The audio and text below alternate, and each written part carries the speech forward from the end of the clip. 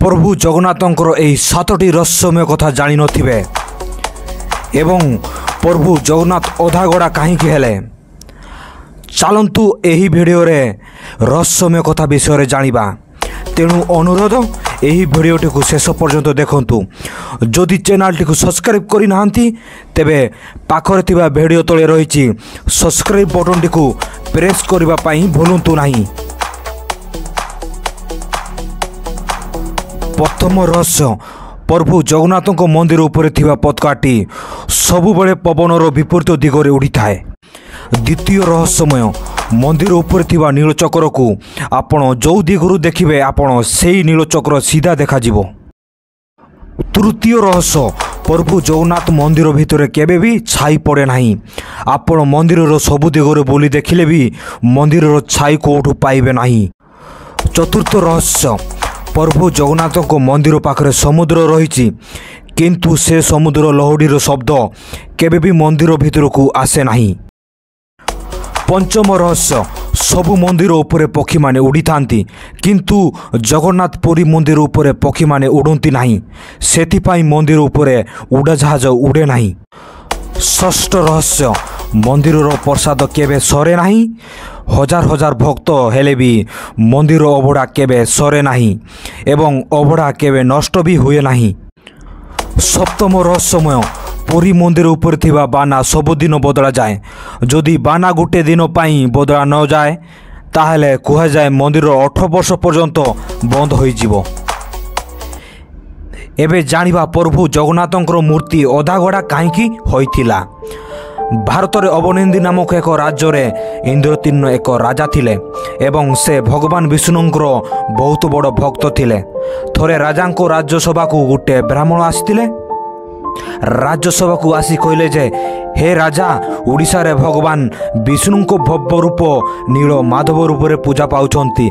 एहा सुनी राजा ओडिशार चारिदेव को तार सैन्य पठाइथिले किंतु बहुत दिन बीतीगला पर भी प्रभु नील माधव को संधान कई भी पाई नथिले। तापरे राजा बहुत भांगी पड़िथिले। तापरे नील माधव राजा को सैन्य बाणी रे कहिथिले जे हे इंद्रतिन्न समुद्र कूल रे गोटे दारू भासुची, तुमे जाओ से दारू को आनिकी मोर मूर्ति तैयारी करिवो। राजा इंद्रतिन्न से दारू को आनी नहीं आसथिले एवं मूर्ति तैयारी करबा पई राजा बौद्ध महाराणा को खोजिथिले। किंतु थोरे प्रभु विश्वकर्मा गोटे ब्राह्मण बेशरे आसी राजा को अनुरोध करथिले जे प्रभु जगन्नाथ मूर्ति मु निर्माण करबी बोली। तापरे राजा इंद्रतिन्न राजी हो जाइतिले किंतु प्रभु विश्वकर्मांकर गोटे शर्त थिला, मु मूर्ति निर्माण कला बेले दुआर को बंद करी निर्माण करिवि। से दुआर को केही भी आपण खोलिबे नाही। जदि आपण एहा करंती ताहाले मोर मूर्ति निर्माण सेठू बंद कर देबी।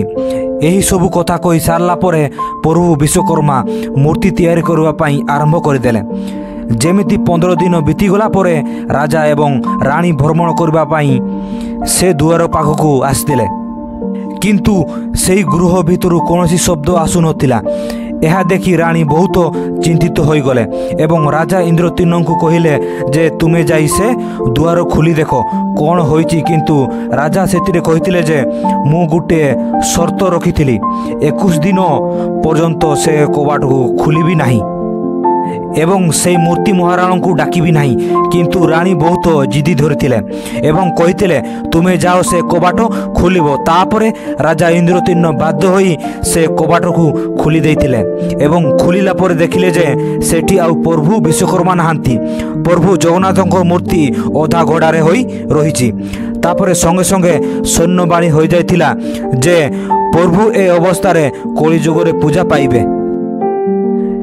किंतु प्रभु जगन्नाथ मूर्ति अधा गड़ार कारण होइछि जे पूर्व जुगरे दिए जाइथिबा वरदान।